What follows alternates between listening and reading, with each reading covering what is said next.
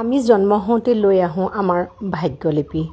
কিমান দিন জীয়াই থাকিম, কিমান খাবলৈ পাম, কিমান উপভোগ কৰিবলৈ পাম, ৰাজযোগ আছেনে নাই, বা দৰিদ্ৰতাৰে লক্ষণ আছে নেকি, বা কিবা থাকিও নোহোৱা হ'ব মাজতে, বা নোহোৱাৰ পিছতো কিবা কিবি আমি বহুত ৰাজভোগ কৰিবলৈ পাম।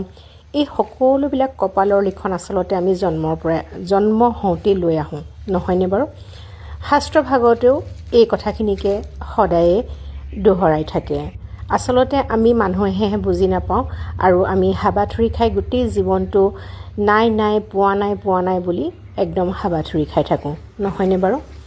আচলতে সেইকাৰণে শাস্ত্ৰই কয় যে যিখিনি পাইছা সেইখিনিকে লৈ সুখী থাকা আৰু কৰ্ম কৰিবলৈ কিন্তু নেৰিবা। কৰ্মৰ ফলত যিখিনি তুমি পাবা সেইখিনি আচল তোমাৰ সুখ, সেইখিনি তোমাৰ আচল ভোগ।